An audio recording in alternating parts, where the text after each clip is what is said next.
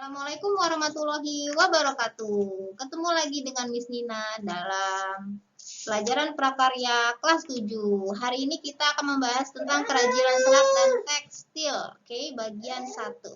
Kita akan belajar santai bersama Miss Nina. Oke, check it out.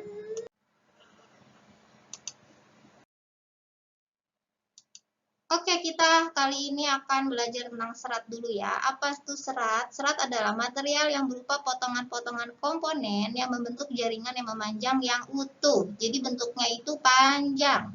Serat terbagi menjadi 3, yaitu yang pertama serat buatan. Bagaimana bentuknya? Seperti ini. Yang kedua yaitu serat alam. Ya, kita bisa dapatkan bentuk seperti ini ada langsung di alam. Oke, selanjutnya kita akan membahas tentang serat alam itu sendiri. Serat alam adalah bahan organik yang diambil dari alam. Bahan organik yang diambil dari alam yang tidak diolah kembali melalui proses dan penambahan bahan kimiawi ya, jadi dia original. Serat alam terbagi 3, yaitu dua saja, dari tumbuhan dan mineral. Oke, selanjutnya yaitu ini ya, serat alam, jenis-jenis serat alam. Yang pertama yaitu ada kapuk. Apa itu kapuk? Kapuk berasal dari tumbuhan ya. Kapuk adalah serat yang seperti bulu putih. Dia diperolehnya dari kapsul. Dari kapsul biji tanaman. Ya, pohonnya disebut dengan Ceiba pentandra yang tumbuh di Jawa dan Sumatera. Kapuk disebut juga katung sutra karena sangat berkilau seperti sutra.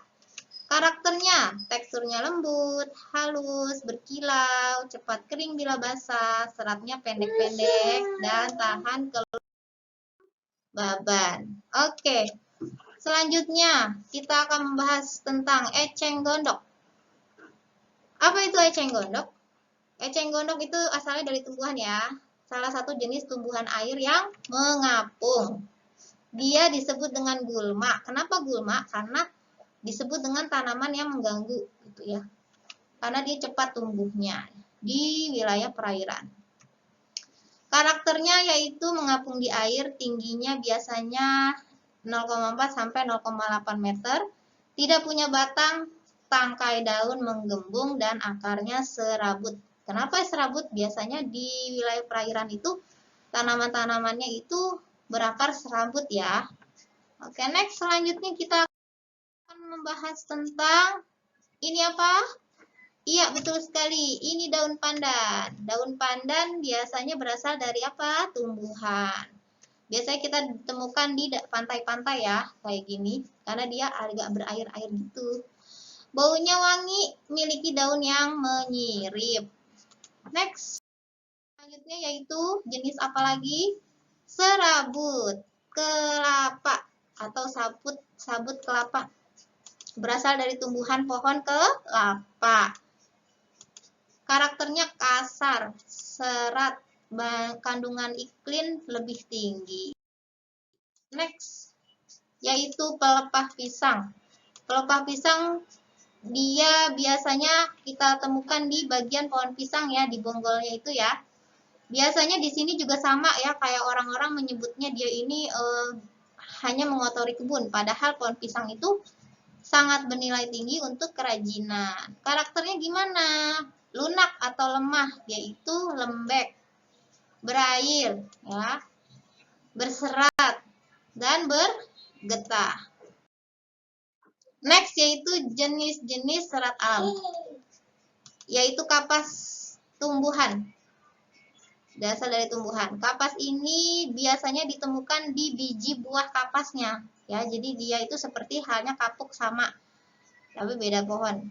Dia masih satu saudara ya. Kapas memiliki serat tunggal yang datar, bengkok, berongga seperti pita. Karakternya, dia kekuatannya baik, elastisitasnya rendah, kurang tangguh, mudah kerutan, nyaman dan lembut ya, daya serap baik, mengalirkan panas yang baik, dan bila rusak karena serangga, jamur, dan lengat.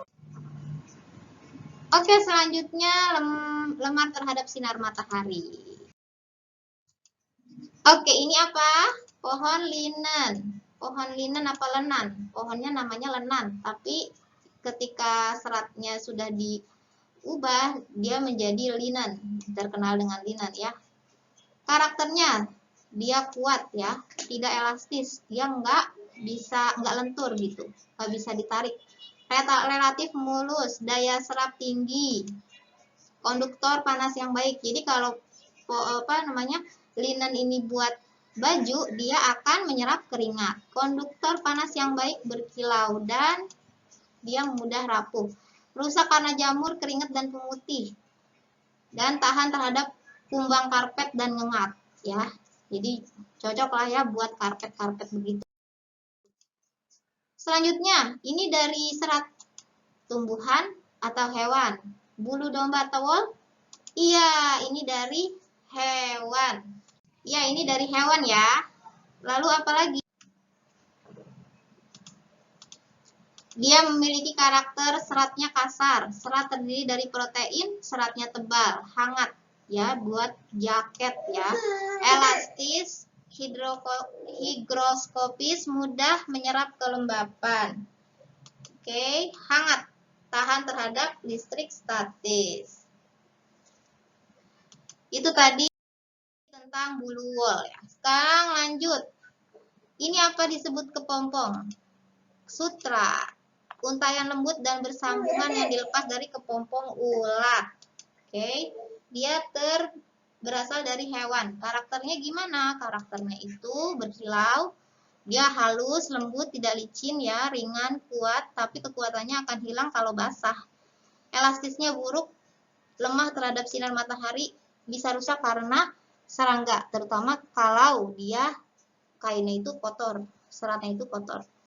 Oke, itu tadi jenis serat alam. Sekarang kita lanjut ke pengolahan bahan serat. Gimana sih cara ngolah bahan serat? Ini ada gambar di sini. Yang pertama yaitu dengan cara memintal. Ya. Apa itu memintal? Memintal itu yaitu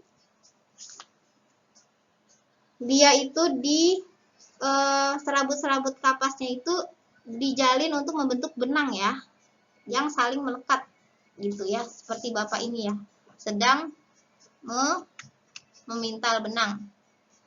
Lanjut yang ke proses kedua yaitu dengan cara penggulungan benang. Ya, jadi benang-benangnya digulung. Lalu yang ketiga proses pencelupan benang kalau mau diwarnain. Dan yang ketiga yaitu penenunan benang. Itu tadi pengolahan bahan serat. Tekniknya apa aja tekniknya? Kalau tadi kan diolahnya dengan cara seperti ini. Tekniknya dengan cara, teknik itu cara yang digunakan untuk membentuk atau mengolah bahan tekstil.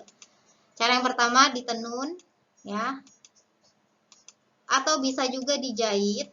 Jadi setelah proses tadi kita jahit ya, atau bisa juga kita ikat ya. Oke, itu tekniknya ya, bisa pilih yang mana. Oke, next. Berikut adalah contoh kerajinan pelepah kulit pisang kering kelas 7 Khairul Falah Bekasi yang sudah mengumpulkan. Ya, inilah hasilnya. Tada, kelompok 1, ada kelompok 4, kelompok 3, kelompok 8, dan kelompok 11. Ditunggu ya kelompok-kelompok yang belum mengumpulkan. Next. Kemasan produk. Setelah kita bentuk menjadi kreasi, kita harus mengemas produk dengan cara apa? Supaya apa? Supaya memberi pelayanan kepada konsumen, terus memberikan suatu ciri khas produk, lalu supaya daya tarik kepada barang yang akan dibeli ya. Supaya konsumen itu mau gitu membeli barang-barang yang kita tawarkan gitu ya. Oke, dari situ materinya sudah habis. Thanks for watching. Jangan lupa untuk subscribe channelnya Miss Nina ya. Ada video-video selanjutnya di bab selanjutnya. Dan setelah ini kita akan masuk ke kuis. Jangan lupa untuk mengerjakan kuisnya. Assalamualaikum warahmatullahi wabarakatuh.